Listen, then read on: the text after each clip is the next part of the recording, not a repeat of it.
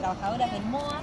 El MOA significa Monumentos y Obras de Arte y es un órgano ejecutivo del gobierno de la Ciudad de Buenos Aires que se encarga de estabilizar todas las piezas de arte público que están emplazadas en la Ciudad de Buenos Aires, ¿sí? Esto quiere decir los espacios verdes, las avenidas, las calles. Bueno, sí, todo lo que hace el conjunto y el acervo que decora la Ciudad de Buenos Aires se encarga el MOA en sus talleres de ponerlo en valor, ¿sí? Tareas de limpieza, de restauración, de reproducción de faltantes, bueno, todas esas tareas las hacemos nosotros. El MOA está emplazado al ladito del Jardín Japonés, no sé si conocen, la Plaza Sicilia, un espacio muy lindo para ir a recorrer. Estamos abiertos de lunes a viernes, de 10 a 17, pueden venir a conocer lo que es el patio de las esculturas, conocer parte de los talleres, y bueno, y también se puede pedir visitas guiadas donde les podemos contar un poquito más en detalle el trabajo que hacemos. Bianca es una de las restauradoras que trabaja dentro del taller con otros artistas, somos 23 en el equipo, y hoy hicimos en conjunto con Participación Ciudadana, parte de estas experiencias BA, donde contamos un poquito acerca del trabajo que se hace en distintas áreas del gobierno de la ciudad. En este caso, nosotras queríamos homenajear dentro del marco del Mes de la Mujer a esta gran artista Dolores Vega Candelaria Mora de Hernández, más conocida como Lola Mora, la gran Lola Mora. Así que bueno, dentro de este mes también contar con nosotras, que también somos dos mujeres artistas que trabajamos dentro del MOA, para poder contar esta historia. ¿Conocían algo de la vida e historia de la Lola Mora? ¿Alguito? ¿Un poquito? ¿Alguna cosita han escuchado? ¿Algo de la fuente? ¿Escucharon alguna vez? Que se mudó. Que se mudó, que se trasladó. Ah, la mudaron. Sí, la hicieron mudar, muy bien. Bueno, de a poquito vamos a ir entrando un poco más cerca de la fuente, así mientras yo les cuento algo acerca de la vida de esta gran Lola Mora, ustedes van a poder recorrer los detalles que tiene esta fuente, porque hay algo que tenemos medio en la mirada, ¿no? En esta modernidad tan ajetreada que tenemos, de ver las cosas rápidamente y creer que ya las vimos. Pero la realidad es que tiene infinidad de detalles que nos podría llevar el día entero a analizar uno por uno. Así que mientras yo les cuento, de paso ustedes pueden relajar la mirada en esta belleza que tengo a mis espaldas, más que en mi cara, que la vieron y ya saben cómo es. Bueno, Lola nace en el norte de Argentina, vamos a decir el norte porque hay una gran problemática con si fue en Salta, si fue en Tucumán, le dicen tucumana. Pero bueno, lo cierto es que es argentina y viene del norte del país. Ella nació en 1866 en una familia bastante acomodada para lo que es la época. No es que venía de una familia pobre, como también se contó, sino que ella, digamos, era una parte de la aristocracia del norte del país, ¿sí? El padre tenía haciendas, la madre también venía de familias de haciendas, su padre y su abuelo habían sido militares bastante destacados. Bueno, estaba bastante bien, digamos, acomodada, me voy a alejar de ti, bastante bien acomodada, lo cual hace que ella estudie en las mejores escuelas de allá de Salta y de Tucumán. Bueno, a los 18 años de edad Lola tuvo que atravesar una situación que fue bastante dura para siendo tan joven, que fue el fallecimiento de sus dos padres. Fallece su madre de neumonía y a los 2 días fallece su padre de un infarto, sí. Esa es la cara que uno pone cuando escucha esta historia, y la verdad que ha hecho de Lola esta situación tan problemática una mujer bastante entera, bastante puesta en sus cabales, sabiendo su valor, cómo moverse en el mundo. Esto la ayudó, digamos, a temprana edad, lamentablemente, a defenderse y a defender lo suyo, ¿no? A generar esta gran personalidad que va a tener a lo largo de su vida Lola Mora. Por supuesto, en esa época las mujeres no tenían una visión mucho de estudiar, llegar a puestos de trabajo muy altos y demás, y siempre tenían que estar de la mano de su varón, ¿no? Sería su marido, o en este caso su padre, que su padre lo había perdido, entonces estaba muy al cuidado de su hermano y también de uno de sus cuñados, del esposo de una de sus hermanas, que parece que estaba bastante bien también conectado con la aristocracia de Buenos Aires. En esos años Lola se estaba formando en una institución allá en el norte del país, donde se destacaba en el piano y en la pintura. Eran dos de sus amores, digamos, dentro de la adolescencia, y la llegada de la inmigración de Italia, de distintas partes de Europa, hizo llegar a un docente llamado Falcucci, que fue a dar clases allá en el norte del país, donde le presenta a Lola algunos materiales, algunas estéticas traídas de Europa, y también le presenta el idioma italiano, algo que la va a favorecer mucho más adelante en su vida.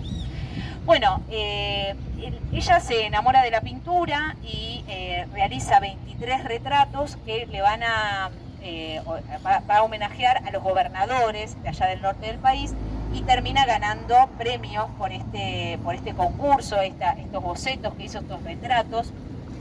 Eso le abre algunas puertas para venir a estudiar a Buenos Aires, algo que era bastante ambicioso para la época, trasladarse desde el norte del país hasta, hola, bienvenida, sumate tranquila, hasta Buenos Aires para estudiar. Cuando llega a Buenos Aires se encuentra con unas bellas artes bastante cerradas, principalmente de hombres. En ese momento estaba muy en boga la generación del 80, se la llamó así, era una comisión que estaba compuesta por Schiaffino, Irurtia, La Cárcova, bueno, varias personalidades de aquel momento que no le permitieron mucho entrar en el mundo de las bellas artes en ese fines del siglo XIX a Lola Mora. Por ende, ella, como les contaba, se formó con una personalidad bastante decidida y dijo, bueno, si no me dejan estudiar acá en Buenos Aires con estas personas, ¿dónde se formaron estos caballeros? En Europa. Bueno, entonces voy a ir a Roma. ¿Cómo? Bueno, lo termina gestionando, lo termina generando gracias a los contactos que le favorece su familia y los allegados políticos. Le genera una beca, Uriburu le otorga una beca en 1896 para ir a formarse a Roma. Bueno, imagínense que fue con su hermano, con algunas monedas de oro que les daban en ese momento para la beca, para poder moverse allá. Y cuando llega se encuentra, si acá era cerrado el círculo de arte y bastante varón, imagínense en Italia, ¿no?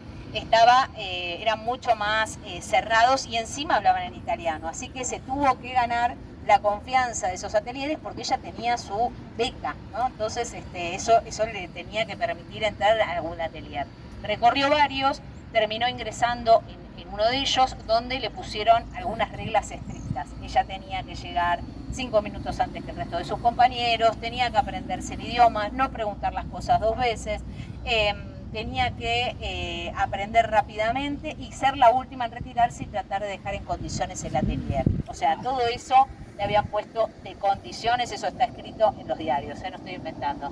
Bueno, entra y se empieza a destacar, ella llega puntual, se aprende el idioma, hace todos los pasos que tiene que hacer y se destaca en el dibujo dentro de sus compañeros, lo cual hace que ella conozca rápidamente a Giuliano Monteverde, que fue uno de los artistas plásticos más reconocidos de ese momento. Dicen que fue el segundo después de Miguel Ángel, o sea, imagínense que fue un gran artista y bastante severo también, donde le presenta el material de la arcilla, el modelado, y Lola se empieza a destacar. Más tarde le va a presentar lo que fue el gran amor, el mármol de Carrara. Esta piedra, que es bastante difícil de dominar, son bloques muy grandes de piedra donde uno tiene que montarse, cincelar. Bueno, ella comienza a lograrlo y se fascina, lo cual empieza a generar cierto rumor en los salones de allá de Roma, de París, su trabajo. Y empieza a generar trabajo por encargo, ¿no? En la aristocracia italiana. Se empieza a codear con muchas personas que le empiezan a encargar detalles o decoración para sus palacetes. Bueno, le empieza a ir muy bien a Lola, tanto que termina ella adquiriendo un palacete en una de las avenidas más destacadas de Roma, donde recibe muchos artistas, recibe muchos encargos, pero nunca se olvida de su patria natal. Dicen que ella fue una gran patriota, de hecho, en muchos de los encargos, tanto hay dos muy grandes conocidos en Rusia e Inglaterra, le encargan unos trabajos muy caros a los que tuvo que rechazar porque querían que Lola rechazase su nacionalidad. Aceptara el trabajo, pero sin decir que era argentina. Y en ese sentido, Lola rechazó esos 2 trabajos, algo que no era nada fácil, esas coronas de oro que rechazaba. Bueno, esto le abrió todavía más el rumor acá en la Argentina, empezaba también a instalarse un rumoreo de la historia de este personaje que se empezó a armar de Lola Mora, esta mujer que con pantalones, osaba ponerse pantalones en épocas donde las mujeres únicamente usaban pollera, y se subía a las piedras y hacía esculturas, que era un trabajo únicamente de hombres y que se estaba haciendo millonaria, bueno, tantas cosas que se rumoreaban, que se empezó a hacer un personaje bastante popular, ¿no? Lola Mora tiene muchas caricaturas hechas, no muy agraciadas para su personalidad, dentro de lo que fue el diario Caras y Caretas de aquella época, donde la figuraban como una caricatura bastante enojona, ¿no? Con las cejas muy nerviosa, muy alterada, la figuraban como una imagen así, cosa que en realidad en los documentos figura que no, que ella era una artista bastante amable con sus vecinos allá en Roma. De hecho cuentan que se abría el palacete de ella y ella los atardeceres tocaba el piano, invitaba a otros artistas, nunca dejó su piano. Bueno, en 1900, si quieren vamos a ir de este lado, así seguramente ya recorrieron algunos de los detalles, vamos a seguir recorriendo detalles de la fuente. En 1900 ella empieza a tener algunos primeros encargos públicos acá en la ciudad de Buenos Aires y viene a entregar algunas placas, algunos bustos que le habían encargado, y estaba en pleno momento de modernización. En esos viajes que Lola viene de Génova, de Roma a Buenos Aires, la ciudad de Buenos Aires estaba pasando algo maravilloso, que fue la modernización de Buenos Aires, maravilloso desde el punto de vista también artístico, ¿no? Era una ciudad bastante postcolonial, digamos que nuestro país es un país joven desde el punto de vista patrimonial, y la ciudad de Buenos Aires empieza a tener a principios del siglo XX ese gran despliegue de adquisición de monumentos, de estatuas, de bustos, de esculturas, donde fueron donados, comprados y demás, porque hacia 1910 iba a llegar una fecha muy importante, que fue el primer centenario de la Argentina. Bueno, para ese momento fue una fiesta, ¿no? Se sacaba a relucir lo mejor que tenía Buenos Aires, se estaba armando la ciudad con todo lo mejor que tenía, se renovaron las plazas, las avenidas, la modernización empezó a venir por todos lados. Entonces cuando Lola llega en ese momento, al principio de 1900, con los primeros encargos públicos, ve las transformaciones que estaban sucediendo en la ciudad de Buenos Aires y le dice a sus allegados: la verdad que la Plaza de Mayo, que antiguamente era la Plaza de la Victoria, está quedando fenomenal, pero le falta una fuente monumental como las que yo veo en Italia. Vieron que en Italia hay muchas fuentes. Bueno, ella fascinada con la Fontana de Trevi, dice que se la veía mucho, siempre estudiando esos majestuosos caballos, las figuras. Bueno, entonces tiene esa idea, prepara un boceto y se los muestra, le dice: la Plaza de Mayo quedaría fabulosa con una fuente monumental como esta. Bueno, se disputan entre las comisiones, todos los allegados, los intelectuales de la época, hablan que sí, que no, que entonces, que aquel, que... Bueno, finalmente no se la conceden para hacer en Plaza de Mayo, pero a fuerza de voluntad de los políticos, digamos, que estaban más allegados a su familia, le terminan otorgando el trabajo, pero para emplazarlo en lo que va a ser el paseo Plaza Colón, que era lo que es actualmente Alem y Perón, ¿sí? Ahí muy cerquita de la Casa Rosada, pero no en la Plaza de Mayo. Bueno, ella comienza a hacer el trabajo de esta fuente. Vamos a rodearlo un poquito por acá. Yo lo muevo un poquito también para que vayamos cambiando la perspectiva, porque tenemos la mirada últimamente muy acelerada. No sé si les pasa con el celular, que miramos las cosas y pensamos que ya las tenemos vistas, pero lo que tiene de fabuloso tanto una fuente, una escultura, un monumento, es que podemos recorrerlo en 360. No vamos a acercarnos mucho a la parte de la calle, justamente por una cuestión de seguridad, pero luego cada uno puede hacer la recorrida completa, porque la verdad que cada detalle, piensen que es artesanal, completamente manual. Las valvas están divididas por distintos taseles, o sea, distintas fracciones. Vayan descubriendo esos detalles mientras yo les cuento cómo fue este trabajo que hizo la gran Lola Mora allá en sus talleres de Roma. Bueno, poco a poco hay muchas fotografías del Archivo General de la Nación, de la AGN, que tenemos en nuestros archivos. También en nuestro documento se puede venir cuando ustedes quieran, de lunes a viernes de 10 a 17, a conocer el documento, pedir la carpeta, se hace una mesa de consulta y ustedes pueden investigar todos los documentos que hay al respecto en la ciudad de Buenos Aires de la fuente de las Nereidas.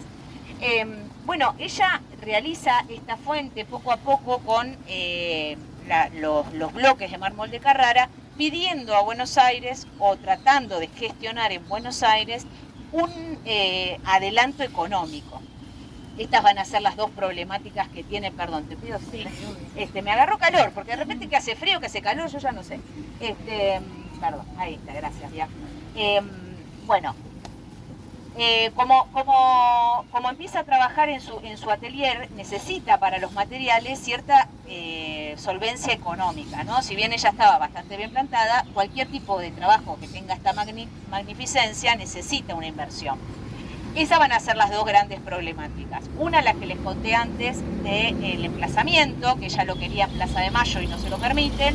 Y por otro lado, esta ayuda económica o esta situación, digamos, de la gestión, de poder tener una solvencia económica para el encargo, es algo que dieron un montón de vueltas. Vimos documentos que van, que vienen, que sí, que no lo merece porque lo que presentó, la maqueta que presentó no condice. Bueno, daban muchísimas vueltas y ella no tenía la posibilidad de tener esa solvencia económica, lo cual hace que ella ponga de su bolsillo para los materiales de yeso, todo lo que conlleva, porque nosotros vemos acá ya terminado con el mármol de Carrara, pero antes de esto hay infinidad de materiales que ahora nos va a poder contar más técnicamente Bianca, pero muchas etapas de yeso, de modelado, de trabajadores que asistieron también a colaborar con esta obra de arte.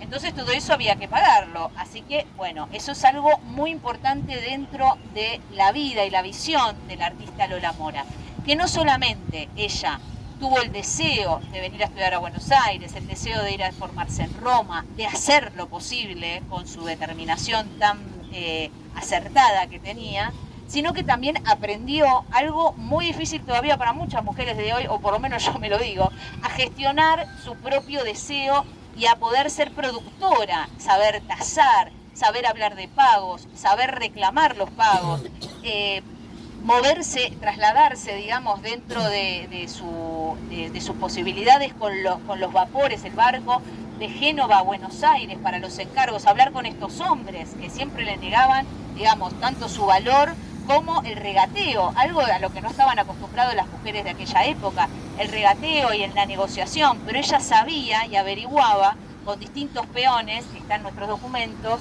y en distintos diarios, con distintos peones, lo mandaba a los distintos talleres de Roma a averiguar distintos precios, cuánto cobraba tal cosa tal, y el busto aquel cómo hacía. Ella todo el tiempo estaba pensando cómo producir su obra y cómo ponerla en valor.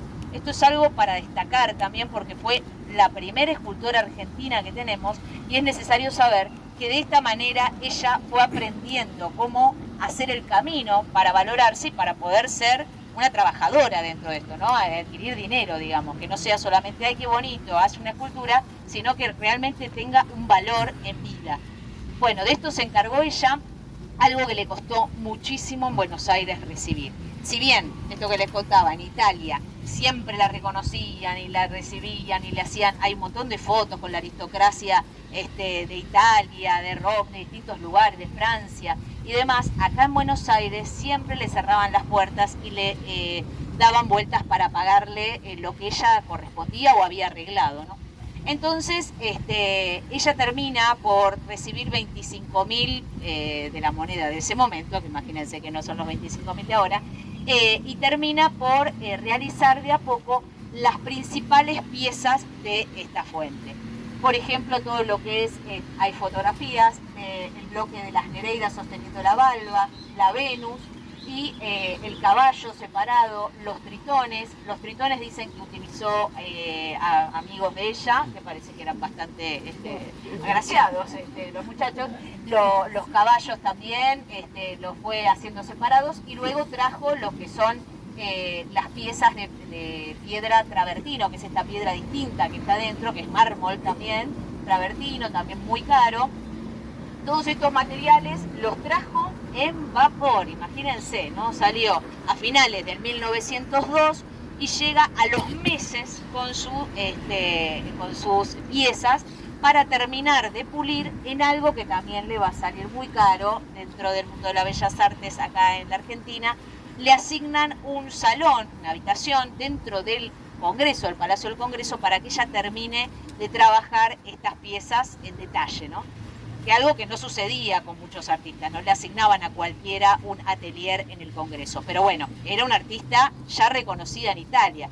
Imagínense que nosotros en ese momento también, para ponerlo en mesa, contratábamos artistas de otros lugares, italianos y demás, para que nos dieran distintas esculturas, monumentos. Comprábamos esculturas afuera. Nosotros teníamos una artista argentina viviendo en Italia, destacándose, y no pudimos valorarla en vida. Pero sin embargo, ella trascendió su obra. Esto que vemos acá, esta bellísima obra, esta bellísima fuente, fue la única fuente que hizo Lola Mora. Ella se dedicó más a los bustos, las esculturas. Bueno, hasta en 1903 se inaugura por primera vez. Imagínense esta fuente bellísima allá en Alem y Perón, tapada por una tela que dicen que era gris. Bueno, en el momento hay fotografías de Lola, que es la única mujer entre un montón de hombres de traje, y ella sonriendo, feliz, porque ella estaba feliz, orgullosa de lo que había hecho. Al momento que lo destapan, bueno, hubo sonidos como, oh, ¿no? Como, oh, los desnudos, ¿qué son estos? O sea, porque también hay mucha sensualidad en la obra, pero el pueblo, digamos, mucha gente popular que había ahí dando vueltas, queriendo ver tanto rumor que había de esta famosa fuente, comenzó a gritar, y está escrito así, no lo estoy inventando, la fuente de la Lola, la fuente de la Lola. Por eso le quedó la fuente de Lola Mora, ¿no? Conocida como la fuente por su nombre. Pero sin embargo, ella elige ponerle... ¿Ustedes saben, perdón, qué representa esta fuente? ¿Eh? El nacimiento de Venus, muy bien. Que el nacimiento de Venus, dentro de la historia del arte, es un fenómeno, digamos, mitológico, una leyenda mitológica bastante tomada dentro de la historia del arte. Por ejemplo, la pintó muy famosamente Botticelli. Una mirada bastante distinta a la de Botticelli tiene Lola, podríamos decir, quizás atravesada también por su mirada más latina, ¿no? Estos cuerpos, esta sensualidad, los animales fantásticos. Y además también hay algo que destaca dentro de la fuente, que es por qué la llamó las Nereidas y no Venus. Filosofemos, miremos, ya que estamos acá a la mañana, ¿qué les parece? ¿Por qué le puso las Nereidas? Porque yo me reventé buscando en los libros, dije, no, tiene que haber una respuesta, no la dejaron, estaba usado el nombre, algo pasó. Yo lo único que puedo hacer referencia, porque la verdad es que no lo pude encontrar, podemos irnos con esa reflexión el día de hoy, pero es que las Nereidas acá son el gran triunfo. En realidad, si bien Venus de Botticelli es la protagonista, es ella llegando a la Tierra de la mano del viento que la está ayudando, las horas que las van a recibir para ponerle sus joyas y sus prendas, acá ella está bajando decididamente, ¿no? a tierra, está muy en desequilibrio, casi peligrosamente en el borde de la valva, y las Nereidas son como por eso no son sirenas, ¿no? Por eso no les hizo hasta la cintura las aletas, sino que se las hizo debajo de los glúteos. Esto destaca, digamos, la diferencia para Lola, su visión, lo cual también la hace una erudita del arte, poder plasmar su visión de estas diosas, de estas Nereidas, ¿no? Y no es muy común ver a mujeres, digamos, deidades, por más de que sean deidades mujeres, que sean las protagonistas dentro de la fuerza que provoca la obra, ¿no? En general son los tritones, Nereo, bueno, todos los dioses, Neptuno, ¿no? Como todos los dioses de la mitología griega romana, y no las Nereidas, sosteniendo con esa fuerza y con esa alegría que tienen esos rostros el nacimiento de la belleza, que significa Venus, de la belleza y del amor en este mundo. Bueno, los hombres además están colocados debajo, preocupados por este brío que tienen sus caballos, por esta pérdida de control que generan el agua en el mar, el nacimiento de Venus. pero ellas están totalmente convencidas, ¿no? Podríamos decir que hasta casi la están queriendo elevar nuevamente al Olimpo, ¿no? Porque también en ciertas pinturas está llegando esto a la tierra, está descendiendo, está llegando a la orilla. Acá ellas la están impulsando con el movimiento de las olas casi hacia el cielo mismo. Pero ella, sin embargo, decide bajar y traer el amor y la belleza a este mundo. Por lo menos eso es lo que yo pude apreciar. Los invito también a quedarse reflexionando con respecto a qué es lo que está proponiendo Lola. Sí, lo que podemos ver dentro de algo muy técnico, que conversábamos recién con Bianca, es la fuerza que tienen en los músculos, algo muy difícil de tallar en piedra, las venas que tienen los caballos. Los caballos, los hombres, las mujeres, el detalle de las aletas dentro también de las patas de los caballos, lo cual lo hacen animales fantásticos, las cadenas, la fuerza de los brazos.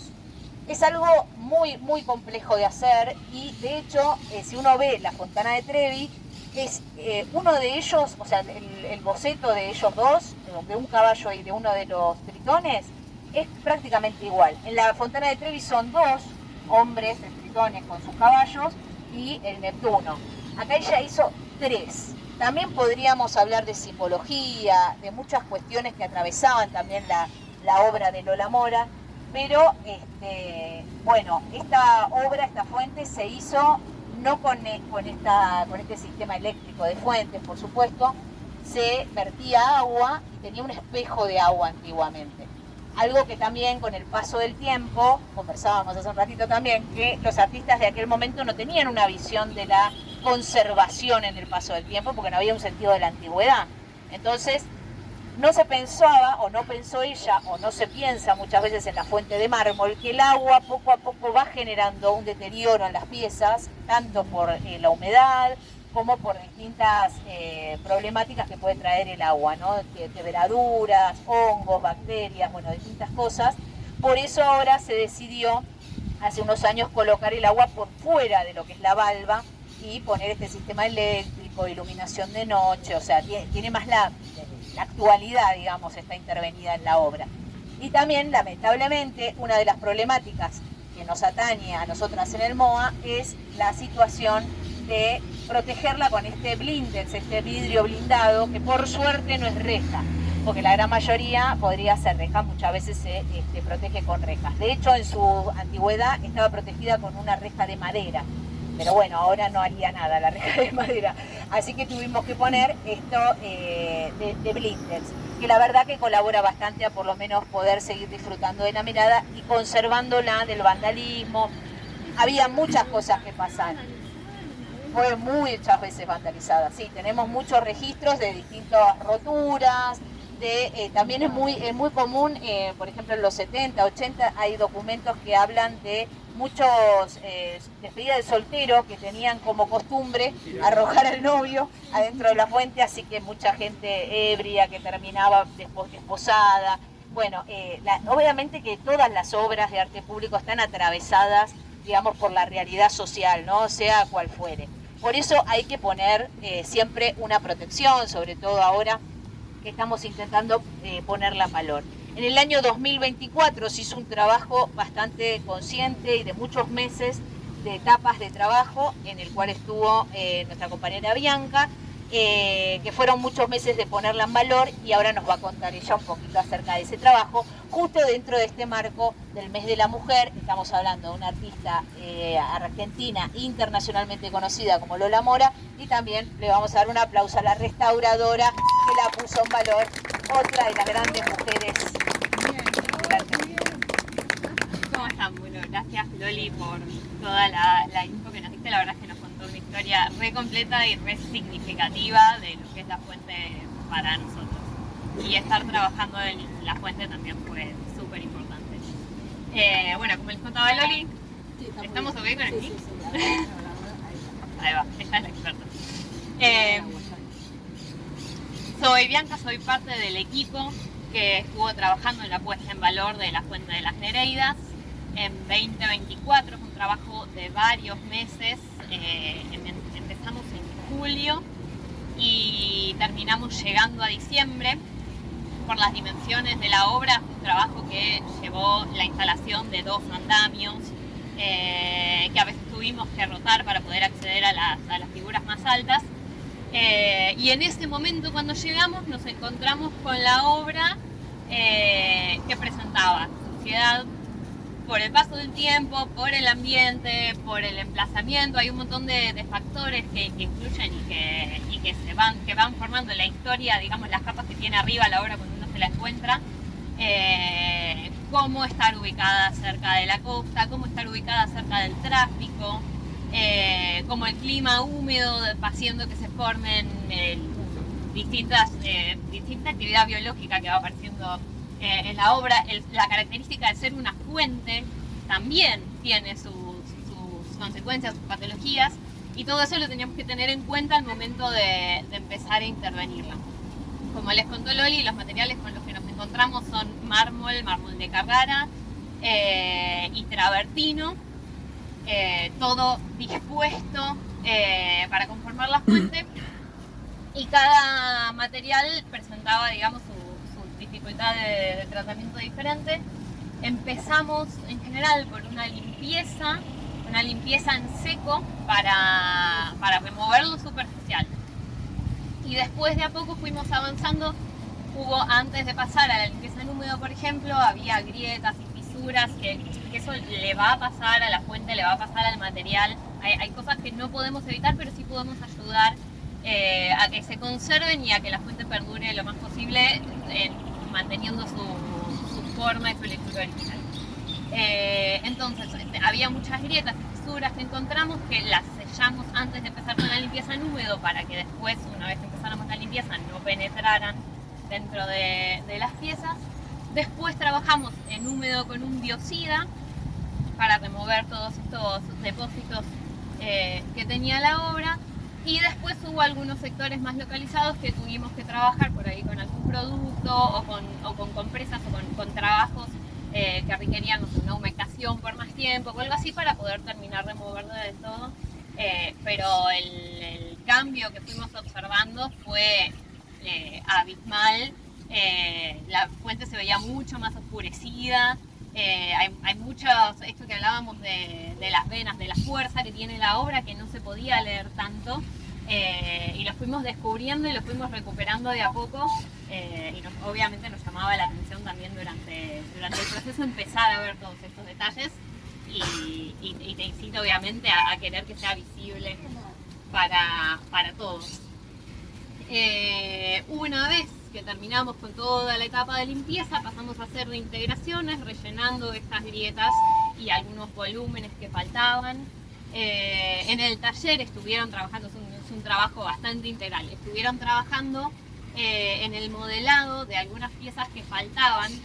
Por suerte la fuente en general se mantuvo casi intacta, íntegra, pero verán que es difícil tallar en mármol una rienda, una soga. No sabemos cómo lo habrá logrado Lola para dar con el cincel y que el mármol no se rompa, pero es una de las partes que primero fueron afectadas y que se repusieron en el taller en base a los registros que tenemos, para poder volver a tener esta situación en la que Venus emerge junto con las Nereidas y los tritones están en esa lucha por tomar los caballos en toda esta situación de fuerza. Y una vez que terminamos con todo ese tratamiento, se le aplicó una protección de hidrorrepelencia, sobre todo para estas condiciones de humedad, y porque sabiendo que es una fuente, es algo que va a necesitar. Y bueno, ya pudimos verla mucho más parecida a lo que era originalmente. Se puede apreciar, se luce, se destaca un poco más el mármol en el entorno. Y después pasó a hacerse, que eso ya era parte de la comuna, que toda la puesta en funcionamiento de vuelta, porque en ese momento no estaba funcionando la fuente. Así que ahora sí la podemos apreciar con agua. Como les contaba Loli, antes el agua estaba adentro, ahora pasó a estar afuera para que no esté afectando directamente al mármol, porque eso a la larga puede llegar a provocar deterioros. Pero bueno, es un poco nuestra manera de ponerla en valor y de cuidarla y traerla para que podamos apreciarla. Sí. Bien, ahí vuelvo yo entonces. Pero alguna pregunta técnica del trabajo que se hizo no tenemos. Perfecto, pero bueno, para que sepan que estamos. Sí, ahí hay una. Ahí tenemos una pregunta. Sí. Ahí. Tres tengo. Bien. Todas. La primera, las piezas están como un rompecabezas y pudieron retirarlas, porque no te entendí la parte donde se retiró las riendas de los caballos. Las sogas no estaban. Las sogas en no estos estaban. traslados que tuvo la fuente fue lo primero que se perdió porque eran partes muy frágiles y se repusieron, se modelaron en base a registros y se colocaron de vuelta. Hoy en día estas sogas están hechas en otro material. Todos los materiales que se usaron para la intervención son compatibles con el mármol y en general reversibles.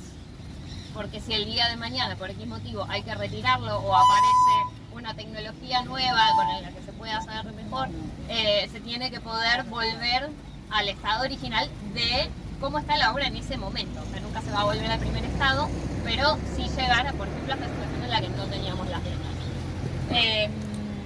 Ninguna de las riendas, y después la recorremos alrededor, ninguna de las riendas estaba cuando nosotros comenzamos el trabajo y todas se fueron modelando y en este momento se pusieron en resina coloreada, porque la resina puede adoptar, en general es más bien transparente, puede adoptar distintos colores, se buscó un color similar al mármol. ¿Tenían registro de que originalmente estaban Buscamos, obviamente, teníamos algunos y buscamos mucho más para poder elaborarlas con la mayor precisión. Porque ahí viene la segunda pregunta, Viene la segunda pregunta. que también es un criterio de la ciudad, digamos. Vos cuando restaurás podés decir, bueno, yo respeto lo que le hizo el tiempo a la obra, o yo hago que la obra trato de que vuelva a ser lo que era. O sea, que el criterio siempre es que la obra vuelva a ser lo que era. Normalmente trabajamos en conjunto porque siempre los criterios son debatibles y llevan a ponerse de acuerdo. Por eso trabajamos mucho también en equipo.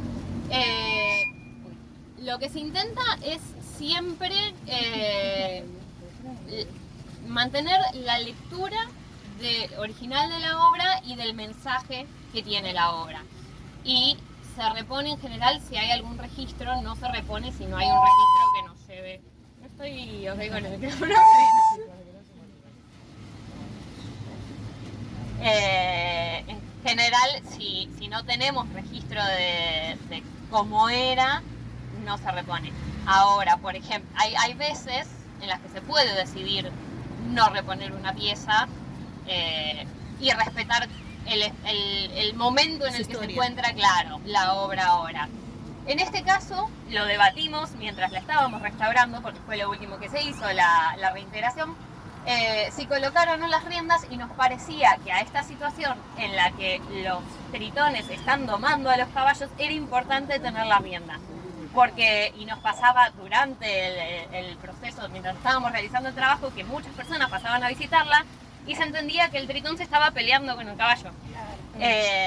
Y no era eso. Entonces dijimos, bueno, sí, es importante recuperar las riendas. Y de la técnica de Lola Mora, cuando restauraban, ¿qué descubrieron? ¿Qué les pareció? ¿Qué les llamó la atención? ¿Qué sentían? O sea, porque yo creo que entras al alma del... Sí, en el momento te pones a investigar, surgen un montón de conversaciones mientras estás trabajando de lo que vas aprendiendo, de lo que vas entendiendo. Al menos a mí personalmente me llamó mucho la atención el detalle. Es una obra inmensa y no hay sector donde no haya un detalle. Y ese detalle, para el modelado por ahí es distinto, pero para un bloque de mármol es fuerza, cincel o herramientas, y depende del trabajo, de la dimensión de lo que tengas que hacer, más chiquitito, más grande. Y eso para mí habla mucho del oficio, de la técnica y de ella, de Lola, de la personalidad, y de que estaba decidida a que quería hacer eso también. ¿Y cómo aunas las dos piedras, el travertino con el mármol de Carrara en la figura principal? ¿Cómo se En este momento están montadas, si no me equivoco, en una base de travertino. Las uniones originales son de un mortero de cemento con carga, tiene arena, tiene piedras. Para las reposiciones normalmente estamos usando ahora morteros de cal, que son más amigables con el mármol, pero si el original ya estaba emplazado con cemento, digamos, eso se respeta. Y además es un material duradero y muchas veces igual el cemento sigue siendo utilizado. Los morteros históricos siguen siendo utilizados. Sí.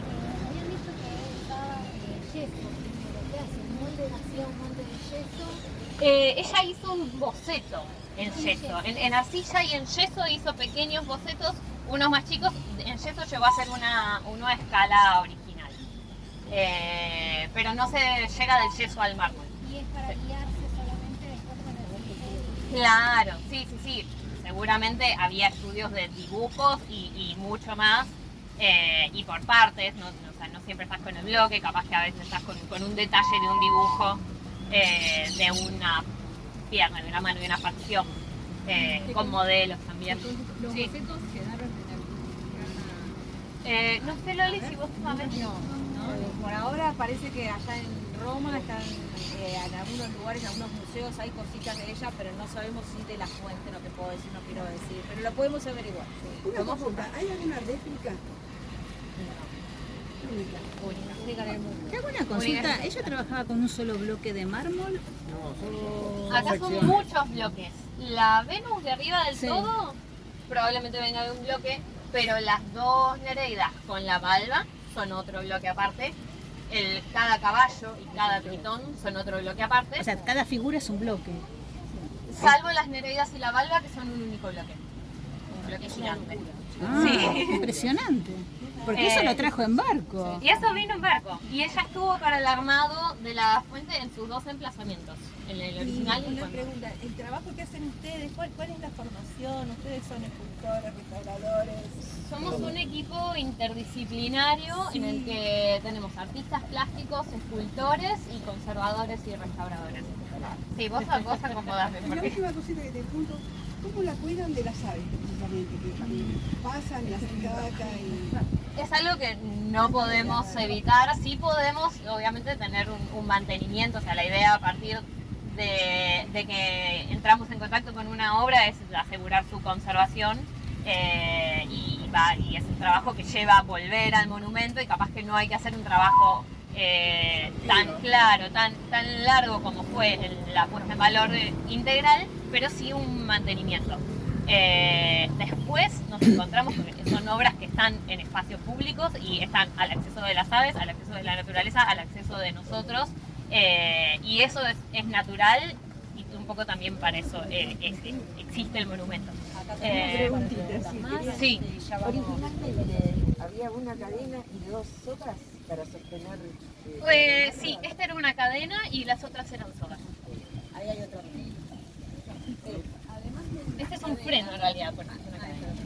Además de los ritmos, ¿qué otras piezas fueron? No hubo que restaurar más piezas, sí hubo que rellenar, reintegrar grietas y algunas partes que habían sufrido erosión o algún pequeño golpe, se redondearon las terminaciones, tampoco se reintegró el volumen si no era necesario, pero estaba así casi perfecto. Sí.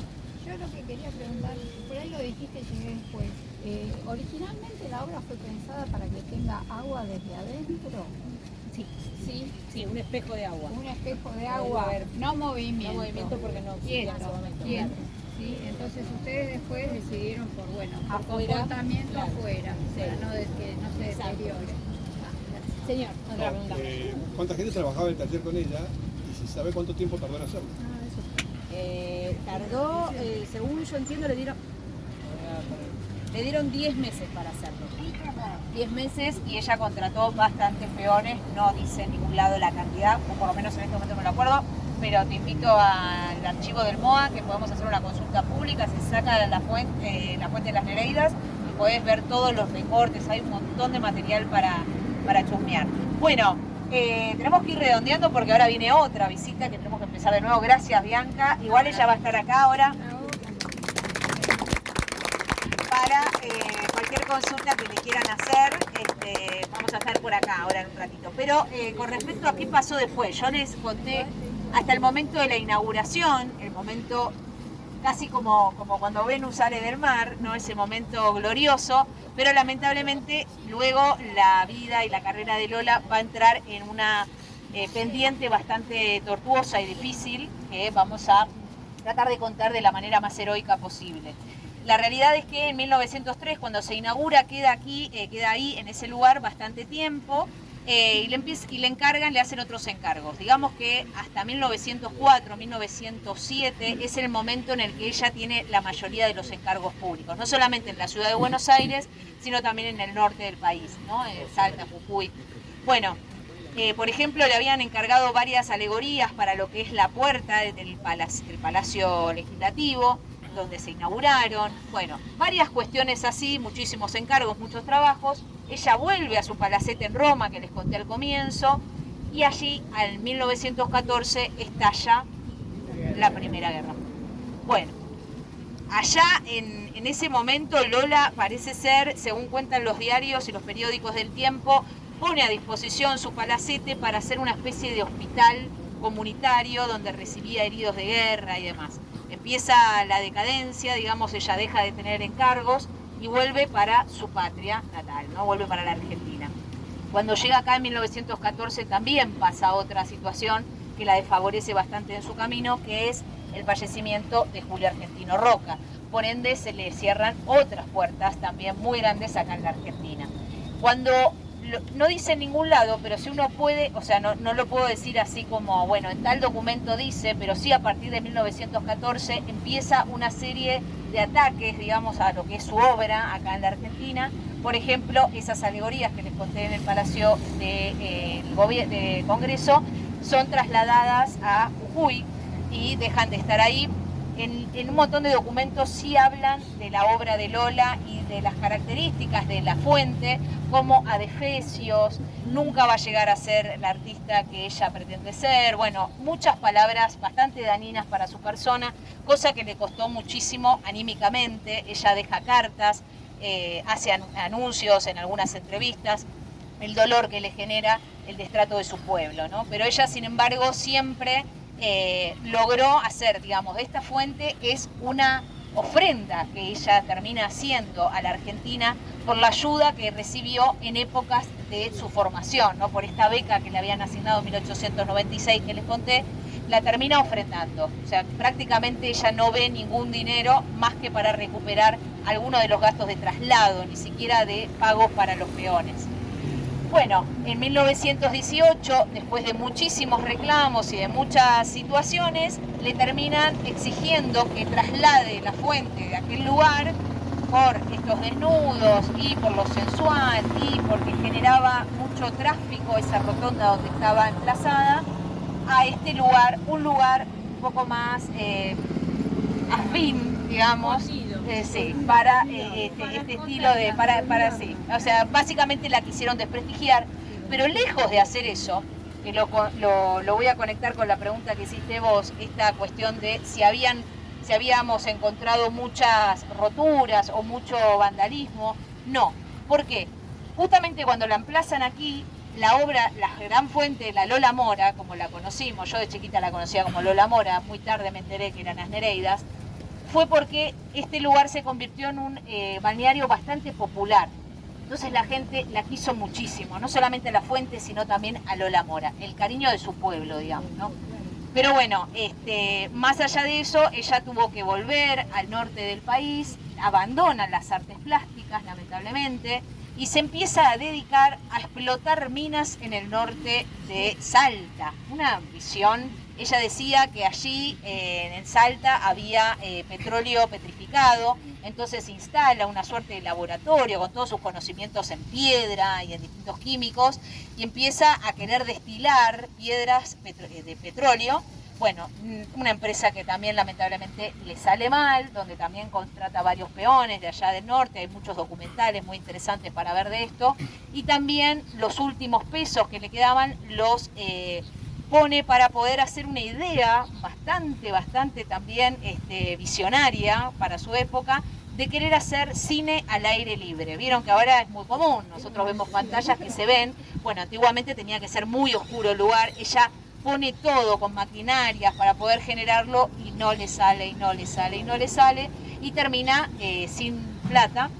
Artistas amigos de acá, de Buenos Aires, y algunos colegas de allá de norte, generan una colecta para traerla a Buenos Aires, ya un poco más anciana, 60 y largos, y Lola termina al cuidado de sus sobrinas, empobrecida, enferma, tenía una enfermedad bastante seria, circulatoria.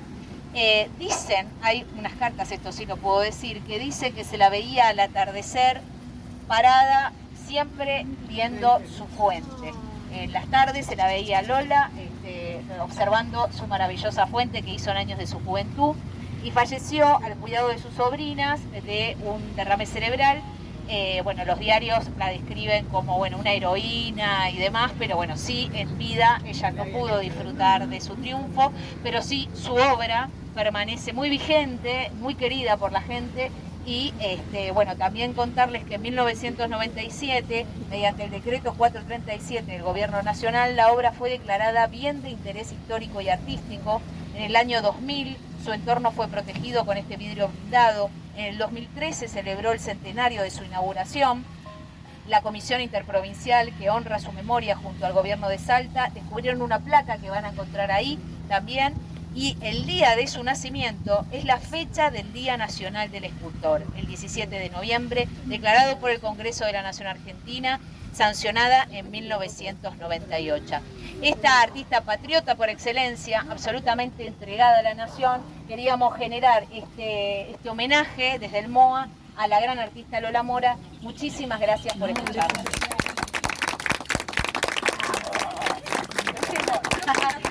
Sí, cómo no.